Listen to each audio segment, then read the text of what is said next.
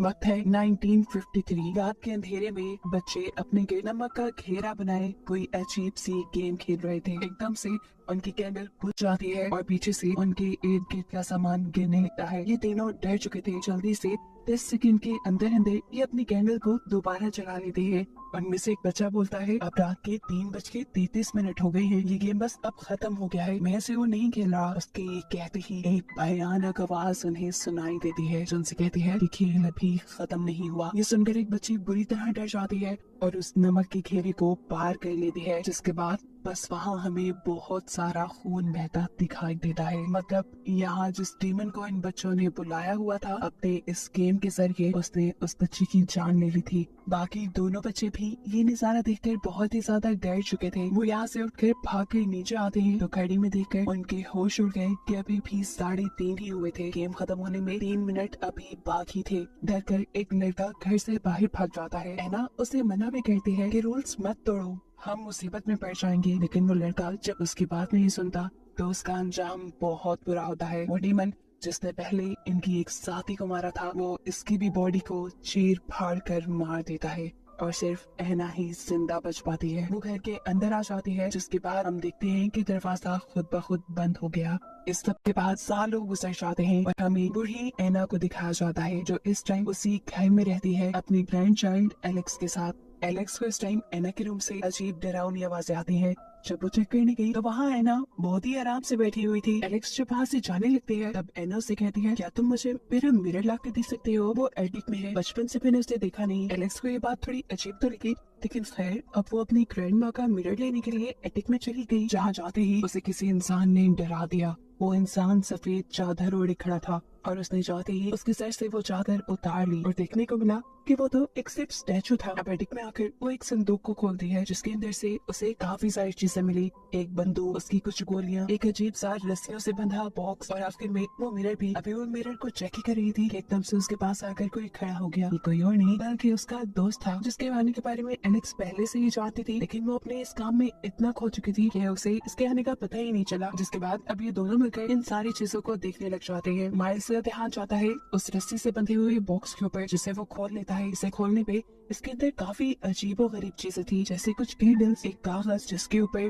बहुत से लोगों के नाम और उनके खून के कतरे लगे हुए थे और इन सब नामों में ऐना का नाम भी लिखा हुआ था। ये देखकर एलेक्स को थोड़ा अजीब लगा। यहाँ पर कुछ फोटोज भी थी। ये जिनकी फोटो थी, फोटो के पीछे उनके नाम लिखे हुए थे और साथ में वो चीजें भी लिखी हुई थी कि जिन चीजों से इन लोगों को डर लगता है। अभी वही सब चेक ही कर रही थी कि एकदम से ऐना आकर इनके ऊपर चिल्लाने लगी, आखिर क्या जरूरत थी, तुमने ये गेम बॉक्स क्यों खोला? वो ये कह रही थी कि एकदम से वो बेहोश होकर गिर जाती है। ये दोनों घबरा कर डॉक्टर को बुलाते हैं। ये डॉक्टर ऐना का बचपन का दोस्त था और जब से ऐना बीमार थी तब से ही वो ऐना का इलाज कर रहा है। डॉक्टर इन दोनों को बताते हैं कि ऐना को आराम की जरूरत है, जितना हो सके उसे आराम करवाएं और एटिक में जाने बिल्कुल भी नहीं दी। बचपन में जो उसके साथ हादसा हुआ था वो उसे अभी तक भुला नहीं पाई। ये दोनों गौर से उसकी बात सुनते रहते हैं, जबकि दूसरी तरफ ऐना नर्स के इंजेक्शन लगाकर रूम से निकलते ही अपनी आंखें खोल चुकी थी, ऐसे जैसे उसे कुछ हुआ ही ना हो, और फिर वो उठ के अपने आप को एक अलमारी के अंदर बंद कर लेते हैं। बाहर डॉक्टर और नर्स दोनों घर से जा चुके थे। उनके जाने के बाद एलेक्स और उसका दोस्त बातें करते हैं। आखिर वो डॉक्टर और ऐना किस गेम के बारे में बात कर रहे थे? आखिर उसमें ऐसा क्या है जिससे दोनों इतना डरते हैं? हमें भी देखना चाहिए।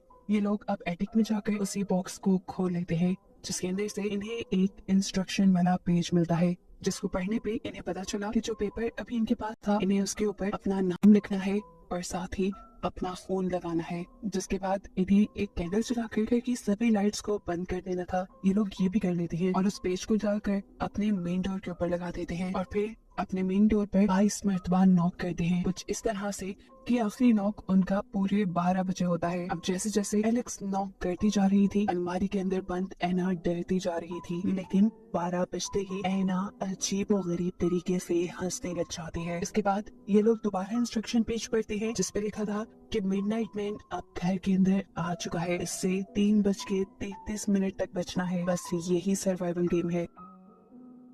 लेकिन अब ये इंस्ट्रक्शन का पेज आता था। इन्हें बाकी इंस्ट्रक्शंस जानने के लिए बाकी आधा पेज ढूंढना था, जिसे ढूंढने के लिए एलेक्स का दोस्त यानी माइल्स तो एटिक में चला जाता है, जबकि एलेक्स को ऐना के रूम से कुछ अजीबो गरीब आवाजें आने लगी थी। वो उसे चेक करने के लिए चली जाती है। ऐना के रूम में ऐना कहीं भी नहीं थी। देखकर एलेक्स घबरा गई। उसने अपनी कैंडल को साइड पे रखा और वॉशरूम खोलकर वहाँ एना को ढूंढने लगी। इधर एटिक पे माइल्स को इंस्ट्रक्शन वाला पेज पे मिल गया था जिसमें लिखा था कि इन लोगों ने अपनी कैंडल पुश नहीं देनी। अगर इनकी कैंडल पुश गई तो इन्हें 10 सेकंड के अंदर अंदर उसे दोबारा चलाना होगा, नहीं तो मिडनाइट मैन उन्हें ऐसे डरावनी विजन्स दिखाएगा कि ये लोग खौफ से ही मर जाएंगे।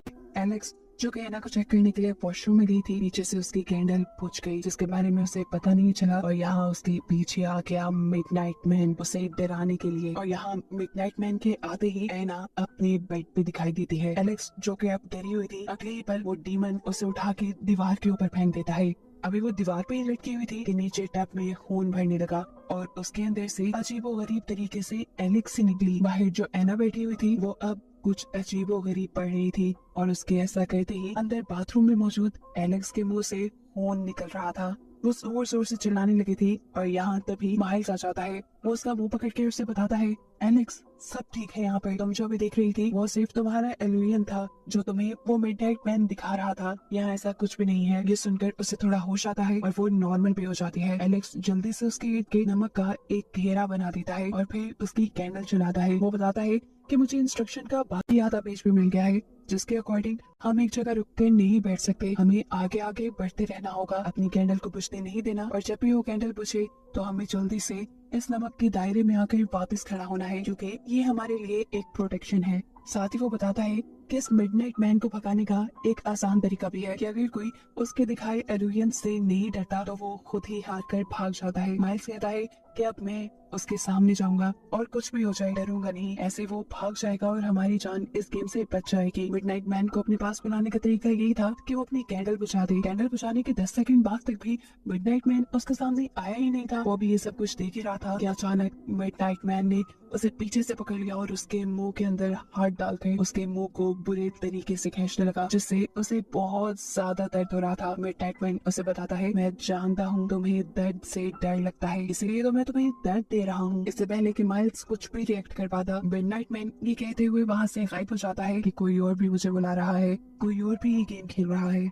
उसके जाने के बाद इन दोनों ने थोड़ा सा सुकून का सांस लिया था। ये दोनों अभी बातें ही कर रहे थे कि इनके घर का डोर नॉक हुआ और इन्हें पता चला कि इनकी दोस्त कायली आई है जिसे इन्होंने नाइट आउट के लिए बुलाया था। इन्हें परेशान देखकर वो इनसे परेशानी की वजह पूछती है और ये लोग इस गेम के बारे में सब कुछ कायली को बता देते हैं। कायली को भी ये गेम इंटरेस्टिंग लगी, वो भी कहती है कि अब मैं भी इस गेम में हिस्सा लूंगी। ये लोग उसे मना करते रह गए लेकिन कायली मना नहीं हुई और उसने गेट पे लगे हुए पेपर के ऊपर अपना नाम लिखकर अपना ब्लड भी उस पेपर पे लगा दिया। ऐसे वो इस गेम का हिस्सा बन गई। ये तीनों अब अपनी कैंडल्स चलाकर घूमने लग जाते हैं और यहाँ पे एलेक्स इन सबको अपनी पास्ट की स्टोरी बताती है जहाँ उसकी मॉम ने उसके सामने ही अपने आप को फांसी देकर मार दिया था और फांसी लेने से पहले एना ने भी एलेक्स की मॉम से वही मिरर मंगवाया था। यानी साफ मतलब है कि एलेक्स की मॉम ने भी वो गेम खेली थी और मिडनाइट मैन से डरकर उन्होंने अपने आप को फांसी दे दी। ये लोग अभी ये बातें ही कर रहे थे कि इनके पीछे दोबारा मिडनाइट मैन आ जाता है और अचानक से इनकी कैंडल्स भी बुझ जाती हैं जिसे ये वक्त रहते ही दोबारा जला लेते हैं। लेकिन अब ऊपर से पानी टपक रहा था जिसकी वजह से कायली की कैंडल दोबारा बुझ गई। उसकी कैंडल दोबारा जल भी नहीं रही थी क्योंकि वो खत्म होने वाली थी, इसीलिए ये जल्दी से कायली के इर्द गिर्द नमक का एक दायरा बना देते हैं और उसे वहीं खड़े रहने को कहते हैं ताकि वो एक नई कैंडल लाकर उसे दे सके। ये लोग जब चले गए तो उसने अपने आप से बातें करना शुरू कर दी और कहा, मुझे तो मिडनाइट मैन से बिल्कुल डर नहीं लगता। वो अभी कह ही रही थी कि मिडनाइट मैन दोबारा उसके सामने आ गया। वहाँ रखे हुए एक पानी के टैंक पे उसने छोटा सा सुराख कर दिया जो आहिस्ता आहिस्ता उसके नमक के दायरे तक आ रहा था। ये नमक के दायरे को तोड़ सकता था, वो इसमें से निकल भी नहीं सकती थी। इसके लिए वो अपने पास पड़ा हुआ है एक गमला उठाकर उसकी सारी मिट्टी उस दायरे के आगे गिरा देती है जिससे पानी रुक जाता है। लेकिन मिडनाइट मैन अब गुस्से में आ चुका था, वो उस पूरे के पूरे पानी के ड्रम को उठाकर फेंक देता है। ऐसा करते ही उसका नमक का दायरा बिल्कुल टूट चुका था और अब मिडनाइट मैन उसके ऊपर हावी हो सकता था। उसने अपने चेहरे को एक रैबिट में बदल लिया था क्योंकि बचपन में कायली ने एक रैबिट को मारा था। देखते ही देखते फिर मिडनाइट मैन उसे बुरी तरह पोसेस कर लेता है और एक चाकू से देकर उसका गला कटवा देता है। एकदम से वो वियन से बाहर आ गई और उसने देखा कि वो जिंदा थी। दूसरी तरफ हमें दिखाया जाता है कि घर में अब वो डॉक्टर भी आ चुके थे जिससे ये लोग पहले मिल चुके थे। वो आते ही इसके मेन डोर पर लगे हुए गेम वाले पेज को देख लेते हैं और इनसे कहते हैं कि तुम्हें ये गेम नहीं खेलनी चाहिए थी। ऐसा लग रहा था कि जैसे उन्हें इस गेम के बारे में पहले से ही सब पता हो। हाँ, ये बात सच भी थी। जब बचपन में 1953 में एना ने ये गेम खेली थी तब डॉक्टर उसी रूम में मौजूद थे। डॉक्टर ने इस गेम में हिस्सा नहीं लिया था क्योंकि वो डरते भी थे और एना ने उन्हें ये कहते हुए भी मना कर दिया था कि वो बहुत छोटा है। वो कहते हैं कि उस रात सभी मर गए, बस एना जिंदा बची। सिर्फ यही नहीं, सबसे शॉकिंग बात वो इनको ये भी बताते हैं कि उस दिन के बाद से एना अब मिडनाइट मैन के लिए काम करती है। वो उसको इंसान सप्लाई करने का काम देती है। वो इंसान देती है जिनके साथ मिडनाइट मैन खेल सके और उनकी जान ले सके। मिडनाइट मैन को हारना बिल्कुल नहीं पसंद, इसलिए अगर कोई जीतने लगे तो वो उसके साथ चीटिंग कर लेता है। सीन कट होकर हमें दोबारा काइने को दिखाया जाता है जो अपने बचपन वाले कमरे में थी। उसके सामने वही खरगोश मरा हुआ पड़ा था जिसे उसने खुद मारा था। वो इस खरगोश को उठा लेती है और फौरन ही उसके सामने मिडनाइट मैन आ जाता है जो उसे कहता है बस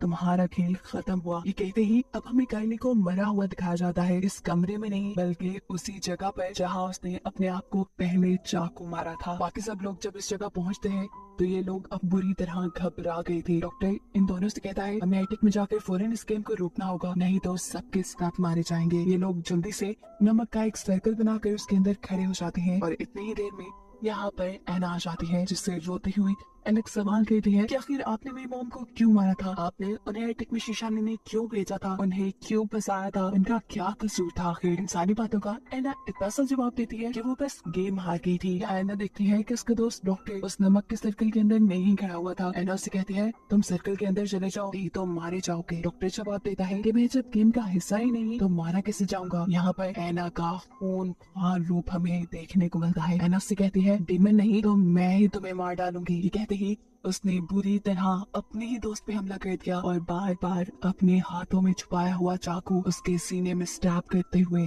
उसे मार डाला। इधर हम देखते हैं कि एलेक्स ने भी वो गन उठा ली थी जो यहाँ करीब एक बॉक्स में रखी हुई थी। वो एना को अपने से करीब आने से रोकती है और जब एना नहीं रुकती तो एलेक्स उसके ऊपर गोली चला देती है और ऐसे ना चाहते हुए भी एलेक्स के हाथों उसकी ग्रैंडमा यानी एना मारी जाती है। एना के मरते ही यहाँ मिडनाइट मैन आ जाता है जिसे देखकर ये दोनों कहते हैं तुम हमें नहीं मार सकते क्योंकि हम यहाँ नमक के सर्कल के अंदर हैं। ये लोग नमक के सर्कल के अंदर 4 बजे तक बैठे रहे और जैसे ही इन्हें लगा कि अब बस खतरा खत्म हो गया है तो सबसे पहले माइल्स इस सर्कल से बाहर निकल के आता है और डॉक्टर को चेक करता है क्या वो जिंदा है, लेकिन उसने तो इन लोगों के लिए अपनी जान दे दी थी। एकदम से माइल्स की नजर उसकी घड़ी पे पड़ती है जहाँ भी 3:30 बज रहे थे। मतलब एक और मर्तबा इस मिडनाइट मैन ने इन सब के साथ चीटिंग कर दी थी। 4 बजने के बावजूद भी उसने सारी घड़ियों में टाइम 3:30 का बचा दिया और ये गेम तो 3:33 पे ओवर होती है। ऐसे माइल्स जो अभी भी सर्कल के बाहर खड़ा हुआ था, मिडनाइट मैन जल्दी से आकर उसको सर से पकड़ के अपना बड़ा सा नाखूनों वाला हाथ के मुंह के अंदर स्टैब